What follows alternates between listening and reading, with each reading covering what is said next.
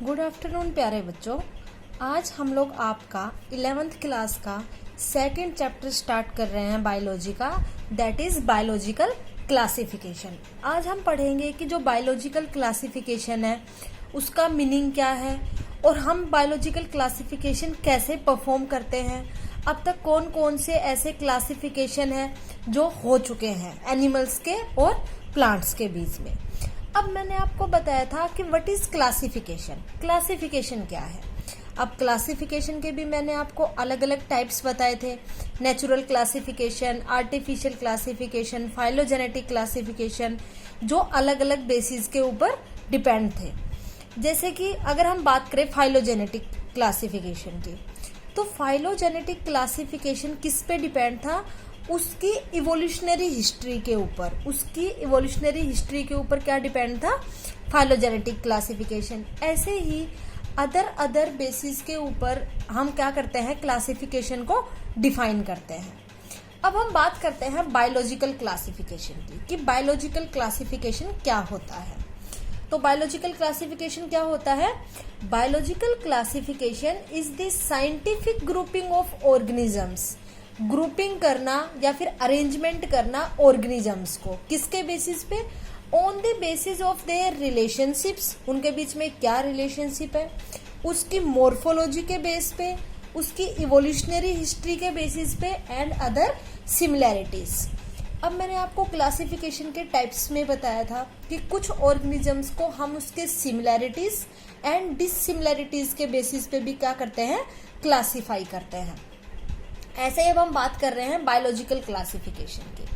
तो biological classification में भी क्या है, हम ऑर्गेनिजम्स को क्लासिफाई करेंगे। अब हम ये देखेंगे कि वो क्लासिफिकेशन जरूरी क्यों है। जरूरी है कि हम किसी भी ऑर्गेनिज्म को क्लासिफाई करें। क्या बिना क्लासिफाई के हम उसकी स्टडी नहीं कर सकते? उसके बारे में हम लोग देखेंगे।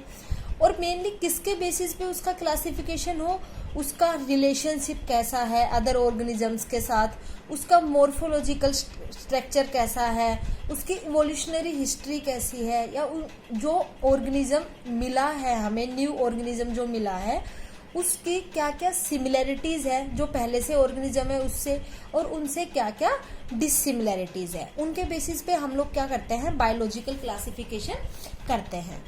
अब हम देखते हैं कि जो बायोलॉजिकल क्लासिफिकेशन है वो क्यों जरूरी है, उसके क्या क्या एडवांटेज है, वो बात करेंगे अब हम।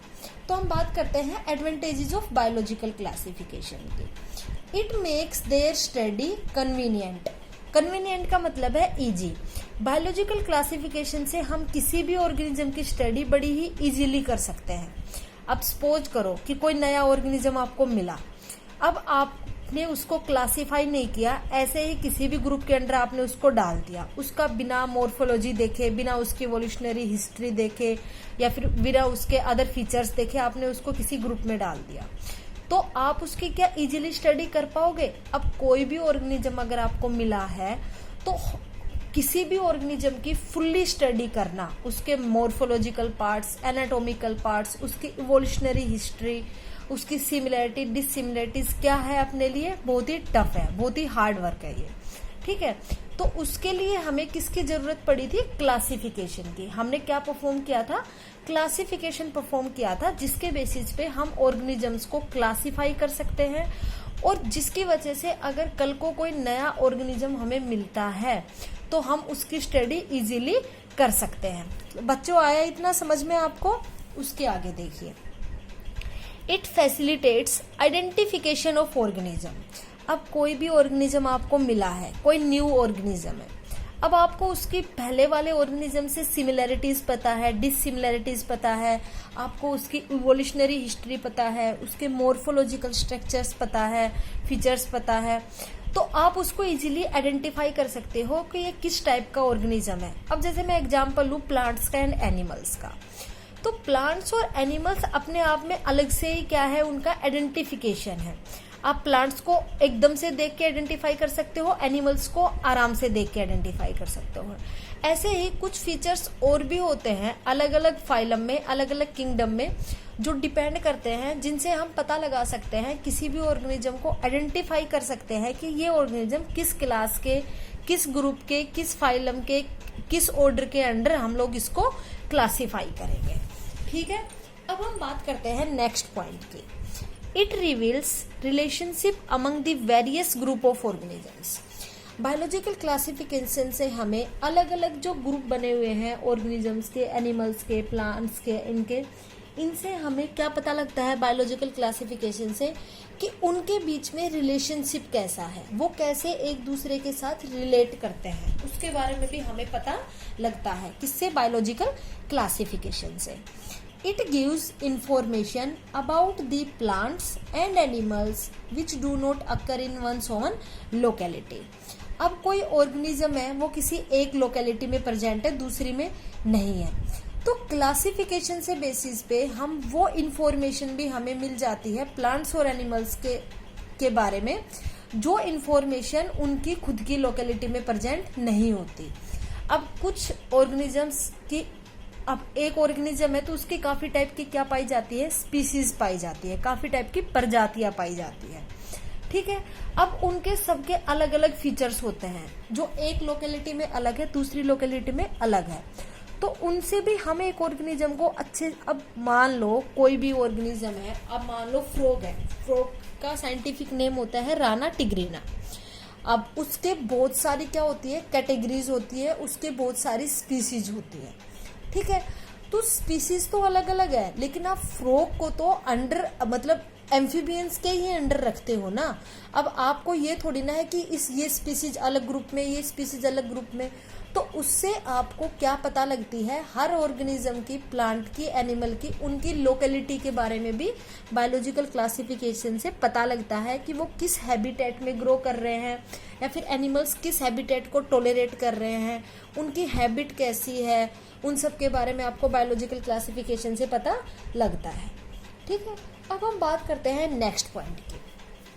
अब हम बात कर रहे हैं कि बायोलॉजिकल क्लासिफिकेशन मेनली है क्या, और कैसे कैसे क्लासिफिकेशन हुआ, किस किस साइंटिस्ट का इसमें रोल रहा। तो सबसे पहले अगर हम बात करें, in earlier attempts of classification scientific criteria were not used. जब सबसे पहले क्लासिफिकेशन को किया गया तो उसमें कोई भी साइंटिफिक क्राइटेरिया को यूज नहीं किया गया। साइंटिफिक क्राइटेरिया का मतलब है कोई भी किंगडम, कोई भी फाइलम, इन सब को नहीं लिया गया। उनको किसके बेसिस पे, प्लांट्स और एनिमल्स को किसके बेसिस पे उन्होंने क्लासिफाई किया, ऑर्गेनिजम्स को, सॉरी, किसके बेसिस पे उन्होंने क्लासिफाई किया? It was based on usage of organisms, कि ऑर्गेनिजम्स के यूजेस क्या है, मतलब फूड, उनका फूड कैसा है। ऑर्गेनिजम्स, अब कोई ऑर्गेनिज्म है वो कार्निवोर्स होता है, कोई ऑर्गेनिज्म है वो हर्बीवोर्स होता है, कोई ऑर्गेनिज्म है वो ओमनिवोर्स होता है, तो उनका फूड कैसा है, उसके बेसिस पे क्लासिफिकेशन हुआ। शेल्टर, वो कैसे एरिया में रहते हैं, जैसे कोई टेरेस्ट्रियल एनिमल होता है, कोई एक्वेटिक ऑर्गेनिज्म होता है, ऐसे ही कोई डेजर्ट जीरोफिटिक ऑर्गेनिज्म होता है, उसके बेसिस पे। क्लोथिंग, कि किस टाइप के वो लोग कपड़े पहनते हैं। अब क्लोथिंग की बात करें तो जो टेरेस्ट्रियल है, जैसे कि मैमल्स, मतलब ह्यूमन बींग्स की बात करें तो मेनली क्लोथिंग करते हैं, क्लोथिंग कपड़े वगैरह पहनते हैं। लेकिन अगर आप अदर ऑर्गेनिजम्स की बात करो तो वो कपड़े नहीं पहनते, तो उसके बेसिस पे भी क्या किया गया? क्लासिफिकेशन किया गया। तो सबसे पहले जो क्लासिफिकेशन किया गया था अर्लियर टाइम में, तो उस टाइम पे किसी भी साइंटिफिक क्राइटेरिया को यूज नहीं किया गया। वो क्लासिफिकेशन मेनली किसके बेसिस पे था? ऑर्गेनिजम्स के यूजेस के ऊपर, कि ऑर्गेनिजम्स जो चीज यूज कर रहे हैं, फूड, शेल्टर, क्लोथिंग, उसके बेसिस पे क्या किया गया? ऑर्गेनिजम्स को क्लासिफाई किया गया। ओके, अब हम बात करते हैं सबसे पहले साइंटिफिक जो अटेम्प्ट था या साइंटिफिक क्राइटेरिया था वो किसके द्वारा यूज किया गया था। तो firstly scientific attempts performed by Aristotle. सबसे पहले किसने परफॉर्म किया था? एरिस्टोटल ने। Scientific attempts performed by Aristotle. Aristotle ने क्या किया? ऑर्गेनिजम्स को 2 कैटेगरीज में डिवाइड किया, प्लांट्स और एनिमल्स।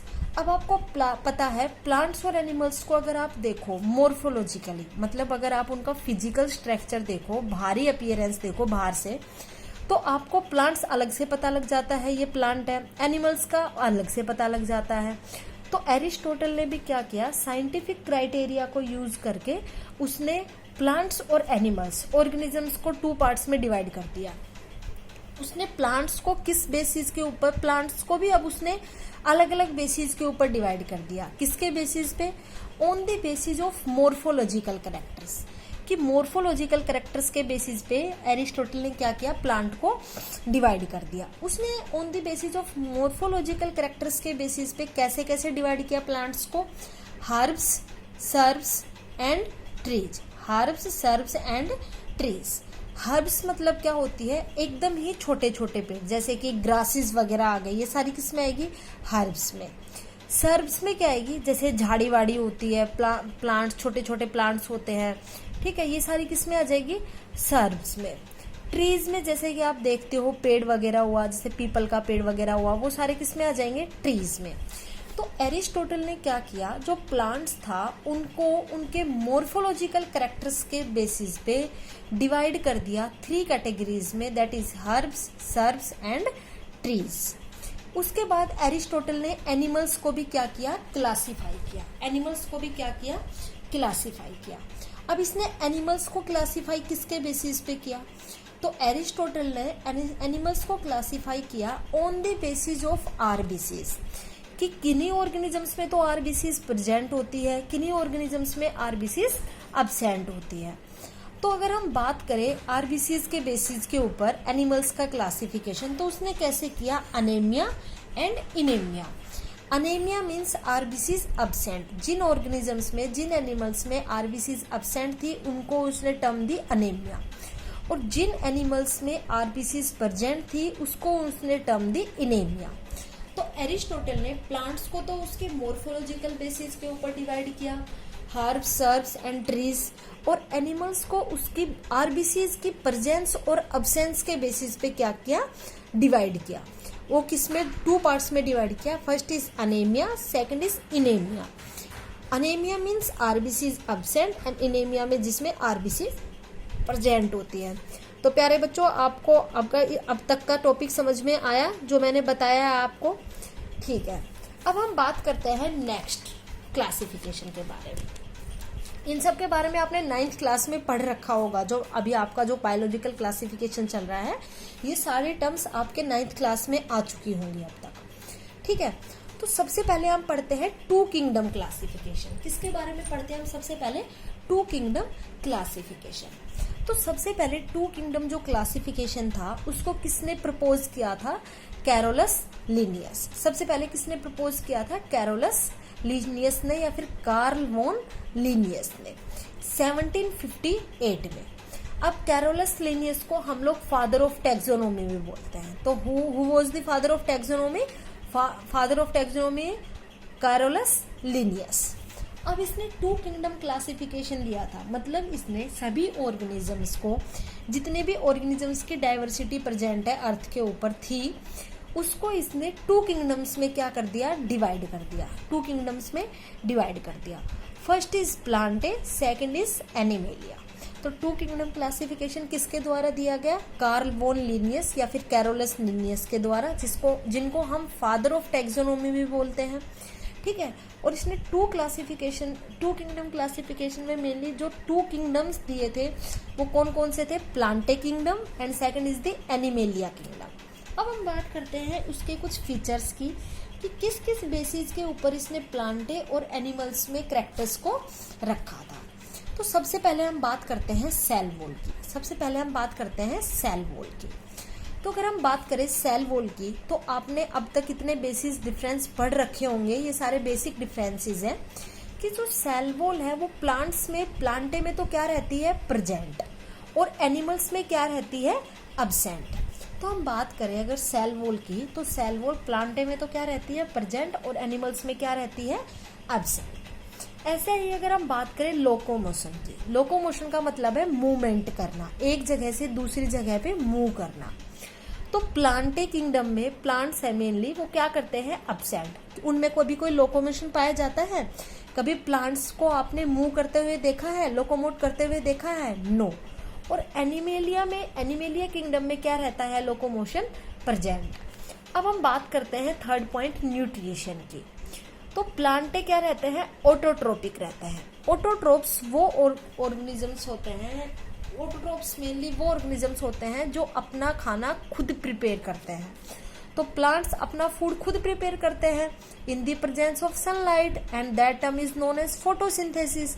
तो प्लांटे क्या हुआ, ऑटोट्रोपिक हुआ, उनका न्यूट्रिशन क्या हुआ, ऑटोट्रोपिक, या फिर हम जिसको होलोफाइटिक भी बोल सकते हैं। और एनिमल्स का जो न्यूट्रिशन है वो क्या हुआ, होलोट्रोपिक या फिर हिटरोट्रोपिक। होलोट्रोपिक या हिटरोट्रोपिक कौन से एनिमल्स या फिर कौन से ऑर्गेनिजम्स होते हैं, वो ऑर्गेनिजम्स होते हैं जो फूड के लिए किसी दूसरे ऑर्गेनिज्म पे क्या करते हैं, डिपेंड करते हैं, मतलब दूसरों पे क्या रहते हैं, ये डिपेंडेंट रहते हैं अपने फूड के लिए। अब हम बात करते हैं फोर्थ पॉइंट की, रिस्पॉन्स टू स्टिमुलाई। अब कोई भी स्टिमुलस मिला बाहर से, एनवायरनमेंट से, उसके अकॉर्डिंग रिस्पॉन्स करना। अब मैंने आपको नहीं 10th क्लास में आपने पढ़ा होगा कंट्रोल एंड कोऑर्डिनेशन, उसमें आपने पढ़ा होगा कि स्टिमुलाई के अकॉर्डिंग जो रिस्पॉन्स करते हैं वो प्लांट्स भी करते हैं और एनिमल्स भी करते हैं। लेकिन प्लांट्स में जो रिस्पॉन्स है वो कौन कराता है, मेनली हॉर्मोन्स, प्लांट हॉर्मोन्स, या फिर जिसको हम फाइटो हॉर्मोन्स भी बोलते हैं, प्लांट हॉर्मोन्स जिसको हम फाइटो हॉर्मोन्स भी बोलते हैं। और अगर हम बात करें एनिमल्स में जो स्टिमुलाई के अकॉर्डिंग रिस्पॉन्स कराता है या रिएक्ट कराता है, वो मेनली कौन रिस्पॉन्सिबल होता है कंट्रोल और कोऑर्डिनेशन के लिए एनिमल्स में, nervous system, and second is the endocrine system, जिसको हम हार्मोनल सिस्टम भी बोलते हैं। ठीक है, तो प्लांटे में तो कौन होगा, फाइटो हॉर्मोन्स या फिर प्लांट हॉर्मोन्स, और एनिमल्स में कौन होगा, नर्वस सिस्टम या फिर एंडोक्राइन सिस्टम। अब अगर हम बात करें रिस्पॉन्स टू स्टिमुलाई, तो प्लांटे में जो स्टिमुलाई के अकॉर्डिंग जो रिस्पॉन्स होता है वो क्या रहता है, पुअर। अब आपको पता है फाइटो हॉर्मोन्स का रोल है कंट्रोल एंड कोऑर्डिनेशन में प्लांट्स में। तो अब एकदम से तो हॉर्मोन्स रिलीज होकर अपने आप को रिएक्ट नहीं करा देंगे उसके अगेंस्ट, उनको टाइम लगता है रिएक्ट कराने में। लेकिन अगर हम बात करें ह्यूमंस की या एनिमल्स की, जिनमें नर्वस सिस्टम और endocrine system main role play करता है कंट्रोल एंड कोऑर्डिनेशन में। अब आपको कोई भी स्टिमुलस मिला, ठंडा गर्म कोई भी टेम्परेचर आपको फील हुआ, उसके अकॉर्डिंग आपने रिएक्ट किया, तो क्या आपने पहले मान लो किसी गर्म बर्तन को टच किया, तो क्या उसके आधे घंटे बाद क्या आप रिस्पॉन्स करते हो, नो, आप तुरंत रिस्पॉन्स करते हो, आप तुरंत उसके अकॉर्डिंग, उस स्टिमुलस के अकॉर्डिंग क्या करते हो, रिएक्ट करते हो। तो जो stimuli to response to stimuli है वो प्लांट्स में तो क्या रहता है, पुअर, मतलब इतने अच्छे तरीके से स्टिमुलाई के अगेंस्ट रिस्पॉन्स नहीं कर पाते प्लांट्स।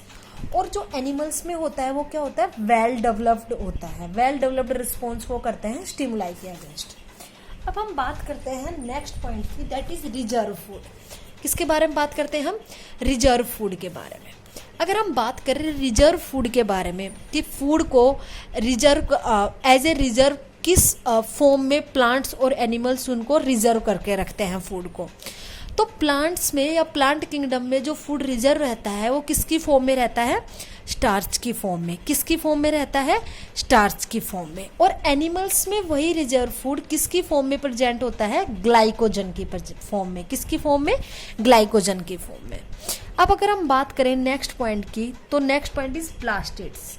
अब अगर हम बात करें प्लास्टिड्स के बारे में, तो प्लास्टिड्स मेनली प्लांट्स में तो क्या रहते हैं, प्रेजेंट रहते हैं, और एनिमल्स में क्या रहते हैं, अब्सेंट रहते हैं।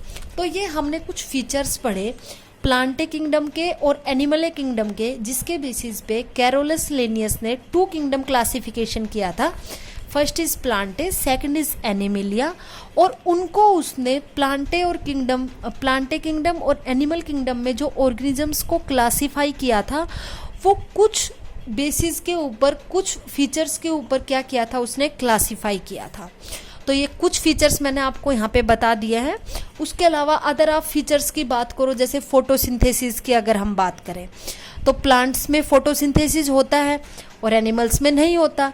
ऐसे ही अदर टाइप के क्या आएंगे, और भी फीचर्स आएंगे, जिसके बेसिस पे कैरोलस लिनियस ने क्या किया था, 2 किंगडम क्लासिफिकेशन दिया था, जिसमें उसने प्लांट्स और एनिमल्स को क्लासीफाई किया था। अब अगर हम बात करें प्लांटे किंगडम में मेनली क्या क्या प्रेजेंट, मतलब कौन कौन से ऐसी कैटेगरीज थी जो प्रेजेंट थी, जो कैरोलस लिनियस ने जिनको प्लेस किया था प्लांटे के अंडर। तो प्लांटे किंगडम के अंडर कौन कौन सी कैटेगरीज मतलब प्रेजेंट थी, कौन कौन सी कैटेगरीज प्रेजेंट थी, bacteria, fungi, algae, bryophytes, pteridophytes, gymnosperms, angiosperms. ये सारे किसके अंडर थे? प्लांटे के अंदर। प्लांटे किंगडम के अंडर इनको क्या किया था? प्लेस किया गया था। और एनिमेलिया किंगडम के अंडर किनको प्लेस किया गया था? Protozoans, for example Euglena, Paramecium. Invertebrates, अगर आप बात करो तो आप इन्वर्टिब्रेट्स के बारे में आपने पढ़ा होगा, Platyhelminthes, Aschelminthes, arthropods, Annelida, Mollusca, Echinodermata, ये सारे किस में आते हैं? इन्वर्टिब्रेट्स में। अगर हम बात करें वर्टिब्रेट्स की, तो वर्टिब्रेट्स में जो क्लासेज आती है Pisces, amphibians, reptiles, Aves, mammals, इनके बारे में आपने पढ़ा होगा। तो एनिमल्स के अंडर तो इसने प्रोटोजोआंस, इन्वर्टिब्रेट्स और वर्टिब्रेट्स को प्लेस किया, और प्लांटे किंगडम के अंडर इसने bacteria, fungi, algae, bryophytes, pteridophytes, gymnosperms and angiosperms को प्लेस किया। अब हम बात करते हैं जो ये 2 किंगडम क्लासिफिकेशन जो दिया था लिनियस ने, इसके कुछ ड्रॉबैक्स थे।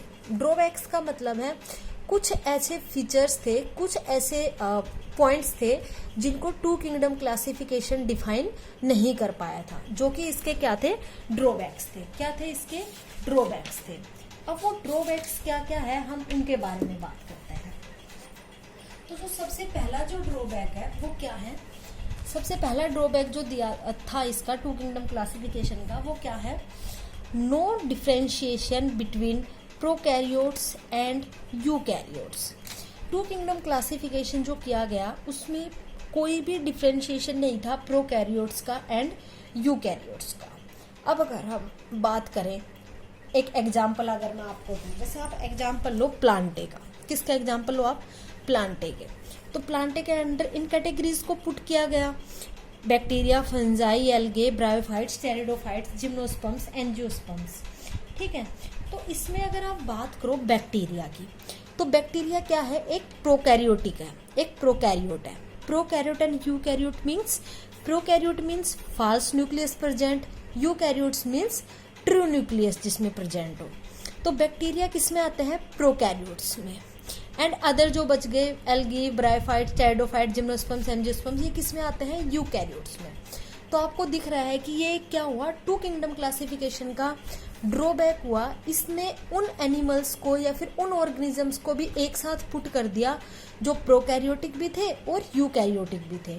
उनके बीच में इसने कोई भी डिस्टिंक्शन या कोई भी डिफरेंशिएशन प्रेजेंट नहीं किया कि ये ऑर्गेनिजम्स प्रोकैरियोट्स में जाएंगे, ये ऑर्गेनिजम्स यूकैरियोट्स में जाएंगे। उसके आगे no differentiation between autotrophs and heterotrophic animals, कि कौन से एनिमल्स ऑटोट्रोप्स हैं, मतलब अपना फूड खुद प्रिपेयर करते हैं, एंड कौन से एनिमल्स हिट्रोट्रोप्स हैं, मतलब जो दूसरों पर अपने फूड के लिए दूसरों पे क्या करते हैं? डिपेंड करते हैं। तो उनके बीच में भी कोई डिफरेंशिएशन या कोई डिस्टिंक्शन प्रेजेंट नहीं किया कैरोलस लिनियस ने। तो ये भी क्या हुआ? इसका एक ड्रॉबैक हुआ। ठीक है। अब अगर हम बात करें ऑटोट्रोप्स की एंड हिट्रोट्रोप्स की, अगर आप बात करो, तो अगर आप बात करो बैक्टीरिया, फंजाई, इनके बारे में, तो फंजाई है वो मेनली किस पे, उसका जो न्यूट्रिशन होता है वो कैसा न्यूट्रिशन होता है? मेनली सेप्रोफिटिक न्यूट्रिशन होता है। जो डीकम्पोजर्स होते हैं, जो डीकम्पोज कर देता है, ये मेनली उन पे डिपेंड करता है फूड के लिए। अगर उसके अलावा अगर आप बात करो ब्रायोफाइट्स, टेरिडोफाइट्स, जिम्नोस्पर्म्स, एंजियोस्पर्म्स, ये सारे क्या होते हैं? ऑटोट्रोप्स होते हैं। फंजाई क्या है? हिट्रोट्रोप है। और जो बाकी है ये ब्रायोफाइट्स, टेरिडोफाइट्स, जिम्नोस्पर्म्स, एंजियोस्पर्म्स, ये क्या है? ऑटोट्रोप्स है। तो एक डिफरेंशिएशन, एक डिस्टिंक्शन ऑटोट्रोप्स और हिट्रोट्रोप्स के बीच में भी इसने नहीं शो की। तो ऑटोट्रोप्स और हिट्रोट्रोप्स एनिमल्स के बीच में भी कोई डिफरेंशिएशन या कोई डिस्टिंक्शन 2 किंगडम क्लासिफिकेशन में कैरोलस लिनियस ने नहीं दिखाई। अब अगर हम नेक्स्ट पॉइंट की बात करें, no distinction between unicellular and multicellular organisms, कोई भी डिस्टिंक्शन नहीं प्रोवाइड किया इसने यूनिसेलुलर और मल्टीसेलुलर ऑर्गेनिजम्स में। फॉर एग्जाम्पल अगर आप बात करो प्रोटोजोआ की, तो प्रोटोजोआ में आता है अमीबा मेनली। तो अमीबा क्या होता है? यूनिसेलुलर ऑर्गेनिज्म है। उसके अलावा जो वर्टिब्रेट्स, इनवर्टिब्रेट्स में अगर आप लो, एम्फीबियंस, रेप्टाइल्स, ये सारे क्या होते हैं? मल्टीसेलुलर ऑर्गेनिजम्स होते हैं। तो इसने ना ही यूनिसेलुलर मल्टीसेलुलर ऑर्गेनिजम्स के बीच में कोई डिफरेंशिएशन, कोई डिस्टिंक्शन प्रोवाइड किया, ना ही इसने ऑटोट्रोप्स और हेटेरोट्रोप्स एनिमल्स के बीच में कोई डिस्टिंक्शन प्रोवाइड किया, और ना ही इसने प्रोकैरियोट्स एंड यूकैरियोट्स के बीच में कोई डिफरेंशिएशन या कोई डिस्टिंक्शन प्रोवाइड किया टू किंगडम क्लासिफिकेशन में। तो ये क्या थे, 3 इसके ड्रॉबैक्स थे कि कौन कौन से बेसिस पे टू किंगडम क्लासिफिकेशन को इतना एक्सेप्टेबल नहीं माना गया। ठीक है, तो उसके आगे अगर मैं आपको एग्जाम्पल दूं, for example dual organism. Dual organism means जिसमें दोनों के फीचर्स प्रेजेंट हो, प्लांट किंगडम के भी एंड एनिमल किंगडम के भी, having features of both plants and animals, उसको हम क्या बोलेंगे, ड्यूल ऑर्गेनिज्म। एग्जाम्पल है क्लेमाइडोमोनास। क्या एग्जाम्पल है, क्लेमाइडोमोनास। अब अगर आप बात करो क्लेमाइडोमोनास की, तो इसमें सेल वॉल क्या होती है, प्रेजेंट, और ये मेनली क्या होते हैं, ऑटोट्रोपिक होते हैं। मीन्स ये अपने फूड खुद प्रिपेयर करते हैं, ये किसी पे डिपेंड नहीं करते अपने फूड के लिए। तो cell wall presence and autotrophic, ये तो क्या हुआ, एक प्लांट्स के फीचर्स हुए। और उसके अलावा क्लेमाइडोमोनास में फ्लैजिला प्रेजेंट होता है, एक फ्लैजिला लाइक स्ट्रक्चर प्रेजेंट होता है, जो कि मेनली किस में रोल प्ले करता है, लोकोमोशन में, मतलब उसके मूवमेंट में ये रोल प्ले करता है। उसके अलावा कॉन्ट्रैक्टाइल वोक्यूल प्रेजेंट होता है। कॉन्ट्रैक्टाइल वोक्यूल मेनली किस में रोल प्ले करता है, ये रोल प्ले करता है ओस्मो रेगुलेशन में, ओस्मो रेगुलेशन में। कॉन्ट्रैक्टाइल वोकल का मेन रोल किसमें होता है, ओस्मो रेगुलेशन में। What is osmoregulation, to balance the concentration या amount of electrolytes in our body is known as osmoregulation. आपने पढ़ा होगा 10th क्लास में, जब आपने किडनी के बारे में पढ़ा होगा, जब आपने एक्सक्रीशन के बारे में पढ़ा होगा, उसमें ये टर्म आती है ओस्मो रेगुलेशन। तो ओस्मो रेगुलेशन का मतलब क्या होता है, अपनी बॉडी में इलेक्ट्रोलाइट्स को बैलेंस करना, क्या कहलाता है, ओस्मो रेगुलेशन।